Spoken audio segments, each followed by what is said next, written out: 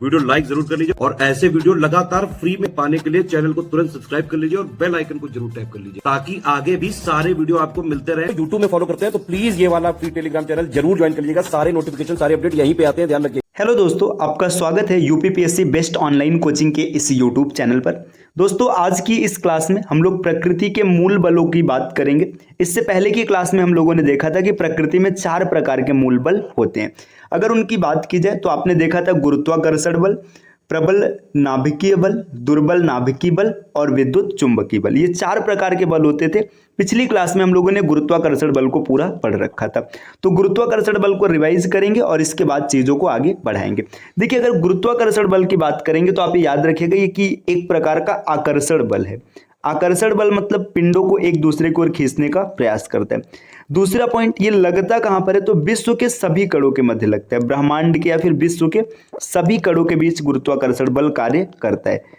सभी कणों के मध्य ये कार्य करता है। अब बात करेंगे इसका परास कितना है। परास का मतलब क्या है, पहले ये समझिए। मान लीजिए आपने यहाँ पर एक चुंबक रखा, ठीक। अब आप देखेंगे कि इस चुंबक के कुछ दूर तक इसका प्रभाव होता है। जैसे मान लीजिए यहाँ पे एक बाउंड्री है, अगर इस चुंबक के चारों ओर यहां तक अगर आप कोई लोहे का पदार्थ या चुंबकीय पदार्थ रखते हैं तो ये चुंबक की ओर खिंच जाता है, लेकिन इसके दूर रखने पर ये नहीं खिंच पा रहा है, मतलब इसका इतना परास है। तो इसी तरीके से अगर बात करेंगे गुरुत्वाकर्षण बल के परास की, तो इसका परास होता है अनंत। इसका परास कितना है, अनंत। अनंत का मतलब ये अनंत तक कार्य करेगा। अब इसके बाद इसमें एक पॉइंट और याद रखिएगा, ये ग्रेविटान विनिमय से उत्पन्न होता है। ग्रेविटान विनिमय कहने का मतलब है जैसे आपने इलेक्ट्रॉन, प्रोटॉन, न्यूट्रॉन कणों को सुना है ना, उसी प्रकार ग्रेविटान कण भी होता है। तो ग्रेविटान एक अस्थायी कण होता है, इसके टूटने से गुरुत्वाकर्षण बल उत्पन्न होता है। अब इससे पहले की क्लास में हम लोगों ने ये देख रखा था कि गुरुत्वाकर्षण बल का फार्मूला होता है F is equal to capital G m1 m2 बटे r²। देखिए, m1 m2 उन दो पिंडों के द्रव्यमान होंगे जिनके बीच गुरुत्वाकर्षण बल कार्य करेगा। r उनके बीच की दूरी होगी, f गुरुत्वाकर्षण बल होगा और g गुरुत्वाकर्षण नियतांक होगा। इसका मान याद रखिएगा 6.67 गुणे 10 के पावर -11 न्यूटन मीटर स्क्वायर प्रति कूलाम स्क्वायर। तो सॉरी, कूलाम मैं बोल रहा हूँ, किग्रा स्क्वायर, माफ कीजिएगा, मैं कूलाम बोल गया, किग्रा स्क्वायर। तो इस चीज को आप जरूर याद रखिएगा। चलिए अब आगे बढ़ते हैं, ये गुरुत्वाकर्षण बल से जुड़ी कुछ जानकारी रही। अब हम लोग बात करेंगे विद्युत चुंबकीय बल की। तो देखिए, अगर विद्युत चुंबकीय बल की बात किया जाए तो देखिए यहाँ पर जैसे आपने गुरुत्वाकर्षण बल पढ़ा कि ये दो पिंडों के बीच कार्य करता है, वैसे जो विद्युत चुंबकीय बल होता है ये दो आवेशों के बीच कार्य करता है। मतलब दो चार्ज होंगे, जैसे मान के चलेगा 2 इलेक्ट्रॉन हो गए, 2 प्रोटॉन हो गए, कोई भी 2 चार्ज होगा। इसमें क्या क्या डेटा दिया, देखिए विद्युत चुंबकीय बल आवेशित कणों के बीच लगने वाला बल है। देखिए, आवेशित कणों के बीच लगने वाला बल है। अब थोड़ा सा एक पॉइंट ध्यान दीजिएगा, आवेश 2 तरीके का होता है, एक जैसे पॉजिटिव चार्ज और एक निगेटिव चार्ज। अब देखिए, इनके बीच 2 प्रकार का बल काम करेगा। अगर एक पॉजिटिव और एक निगेटिव है तो दोनों एक दूसरे को अपनी ओर आकर्षित करेंगे, है ना, ये होगा। तो इसमें आकर्षण भी हो सकता है। और अगर दोनों पॉजिटिव है या दोनों निगेटिव है तो क्या होगा, इसमें प्रतिकर्षण होगा, दोनों एक दूसरे से दूर भागेंगे। तो ये दोनों प्रकार का हो सकता है। ये मतलब आकर्षण भी हो सकता है और प्रतिकर्षण भी हो सकता है। समझते हैं। सरल प्रकरण में जब आवेश विरामावस्था में होते हैं तो इस बल को कूलाम नियम द्वारा व्यक्त किया जाता है। सजातीय आवेशों में प्रतिकर्षण, देखिए यही बात बताएगी कि जब आवेश समान होंगे तो इसमें प्रतिकर्षण मतलब दोनों एक दूसरे से दूर भागेंगे, रिपल्सन होगा। तथा विजातीय आवेशों में आकर्षण, विजातीय मतलब अलग अलग आवेश होने पर इनमें आकर्षण होता है। गतिशील आवेश चुंबकीय प्रभाव उत्पन्न करते हैं तथा चुंबकीय क्षेत्र गतिशील आवेशों पर बल आरोपित करते हैं। व्यापक रूप से वैद्युत और चुंबकीय प्रभाव अविच्छेद है, इसलिए इस बल को विद्युत चुंबकीय बल कहते हैं। देखिए, इसको विद्युत चुंबकीय बल क्यों कहा गया, क्योंकि विद्युत और चुंबकीय गुण दोनों एक दूसरे से जुड़े हैं, है ना। आप मैक्सवेल के सिद्धांत में भी पढ़ेंगे कि विद्युत और चुंबकीय गुण एक दूसरे से जुड़े होते हैं। गुरुत्वाकर्षण बल की भांति विद्युत चुंबकीय बल भी काफी लंबी दूरियों तक कार्यरत रहता है। देखिए, गुरुत्वाकर्षण अनंत तक कार्यरत रहता है ना, तो ये भी अनंत तक ही कार्यरत रहेगा, क्योंकि जैसे आपने देखा था ना, इसमें भी क्या लिखा है कि गुरुत्वाकर्षण की भांति यह काफी लंबी दूरी तक काम करेगा। मतलब गुरुत्वाकर्षण अगर अनंत तक कार्य कर रहा है तो यह भी अनंत तक कार्य करेगा, बस तीव्रता इसकी कम होती जाएगी। आगे देखिए, तथा इसे किसी मध्यवर्ती माध्यम की भी आवश्यकता नहीं होती। गुरुत्व बल की तुलना में यह बल कहीं अधिक प्रबल होता है। देखिए, आपने देखा था कि जो गुरुत्वाकर्षण बल होता है वो सबसे कमजोर होता था। तो देखिए, जो चारों मूल बल है उसमें सबसे कमजोर होता है गुरुत्वाकर्षण बल, और ये क्या होता है, ये उससे कहीं प्रबल होता है। उदाहरण के लिए, किसी निश्चित दूरी के लिए दो प्रोटॉनों के बीच वैद्युत बल उनके बीच लगे गुरुत्वाकर्षण बल से 10 के पावर घाते 36 गुना अधिक होता है। अभी सबका क्रम हम आपको लिखवा देंगे, तो आप मतलब लिख देंगे, आप लिख लीजिएगा तो आसानी से आपको याद हो जाएगा। यहाँ पर क्या दिया है कि जो गुरुत्वाकर्षण बल और वैद्युत चुंबकीय बल है इसमें 10 के पावर 36 गुना का फर्क होता है।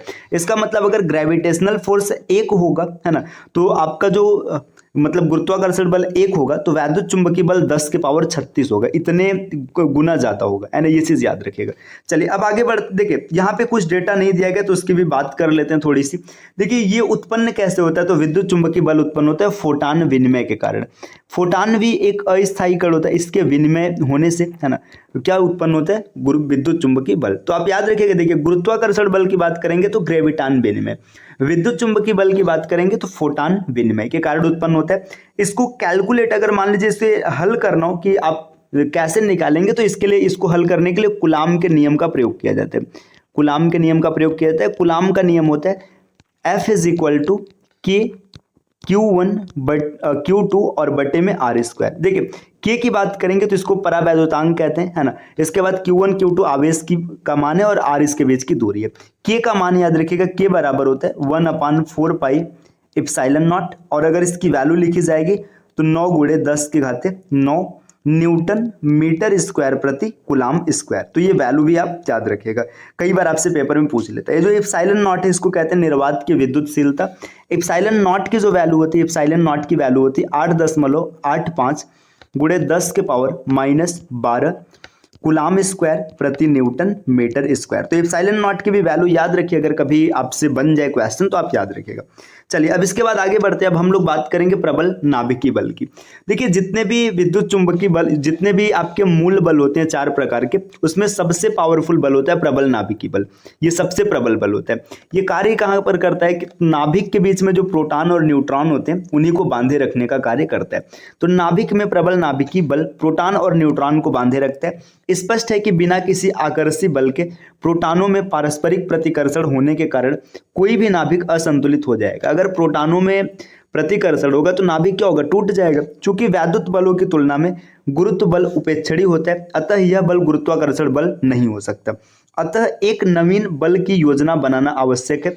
यह प्रबल नाभिकीय बल सभी मूल बलों में प्रबलतम है, जो कि प्रबलता से विद्युत चुंबकीय बल का लगभग 100 मतलब प्रबलता में विद्युत चुंबकीय बल से 100 गुना एक्स्ट्रा है ना। अब इस चारों की तुलना एक साथ कर लिया जाएगा। देखिए यह आवेश के प्रकार पर निर्भर नहीं करता तथा प्रोटॉन प्रोटॉन के बीच, न्यूट्रॉन न्यूट्रॉन के बीच और प्रोटॉन न्यूट्रॉन के बीच समान रूप से कार्य करता है। मतलब इसे आवेश से कोई लेना देना नहीं। नाभिक अगर है तो उसमें प्रोटॉन प्रोटॉन हो तब भी वही बल लगेगा, न्यूट्रॉन न्यूट्रॉन हो तब भी वही बल लगेगा, और प्रोटॉन न्यूट्रॉन होगा तब भी वही बल लगेगा। तथापि इसका परिसर बहुत कम होता है, लगभग नाभिक की बीमा मतलब 10 के पावर -15 मीटर। देखिए आपने शुरू में जो बल पढ़े, गुरुत्वाकर्षण बल और विद्युत चुंबकीय बल, ये अनंत तक कार्य करते थे। लेकिन प्रबल नाभिकीय बल की बात करेंगे तो ये सिर्फ 10 के पावर -15 मीटर की दूरी तक कार्य करेगा। मतलब सोच लीजिए कितनी छोटी दूरी है ना, इतने कम दूरी तक कार्य करता है। फिर आगे क्या दिया है, देखिए यहाँ पर दिया है, यह किसी नाभिक के स्थायित्व के लिए उत्तरदायी माना जाता है। अगर नाभिक स्थायी बना है तो इसके लिए उत्तरदायी कौन है, प्रबल नाभिकीय बल। ध्यान दीजिए इलेक्ट्रॉन इस बल का अनुभव नहीं करता। देखिए इलेक्ट्रॉन इस बल का अनुभव क्यों नहीं करता, क्योंकि इलेक्ट्रॉन नाभिक में होता ही नहीं। जो नाभिक में रहेगा वही इसका अनुभव करेगा। ठीक, आगे देखिए, तथापि हाल ही में यह हुए विकासों को यह सूचित करता है कि प्रोटॉन और न्यूट्रॉन और भी कहीं अधिक मूल अवयव हैं जिन्हें क्वार्क कहते हैं, मतलब क्वार्क से मिलकर बना होता है।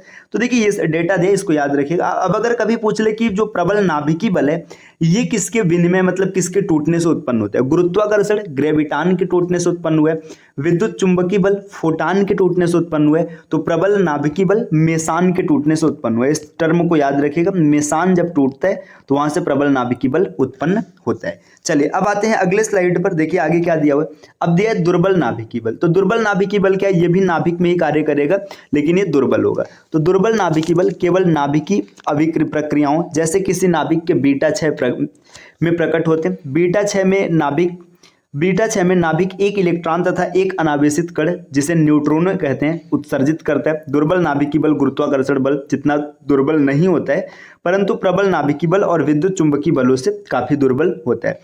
दुर्बल नाभिकीय बल का परिसर अत्यंत छोटा है, 10 के पावर -16। ठीक, तो इस डेटा को याद रखिएगा। देखिए यहाँ पे इस किसके विनिमय से उत्पन्न हो रहा है, तो यहाँ पर विनिमय होता है बोसान का। तो जो इसमें विनिमय के पॉइंट से मैं इसको यहाँ पर एक चार्ट बना करके लिख देता हूँ, आप इसको आसानी से समझ लीजिएगा। यहीं पर थोड़ा सा स्पेस है तो लिखते हैं। देखिए 4 तरीके के बल होते हैं। एक पहला बल है गुरुत्वाकर्षण बल, है ना। अब गुरुत्वाकर्षण बल की अगर बात करेंगे तो देखिए इसका परास कितना है, इसका परास है अनंत, है ना, इसका परास है अनंत, इसको याद रखिएगा। दूसरे पॉइंट की बात करेंगे, देखिए ये किससे उत्पन्न होता है, ये होता है ग्रेविटान विनिमय से उत्पन्न होता है, ग्रेविटान विनिमय से उत्पन्न हो गया। अब अगर बात करेंगे इसकी प्रबलता कितनी है, तो प्रबलता है 10 के पावर -38। अभी सब एक साथ क्लियर हो जाएगा। देखिए गुरुत्वीय बल के बाद हम लोग बात करेंगे दुर्बल नाभिकीय बल, या फिर जिसको क्षीण नाभिकीय बल भी कहते हैं, दुर्बल नाभिकीय बल। ये ऐसा क्रम क्यों लिखा जा रहा है अभी आपको समझ में आ जाएगा, है ना।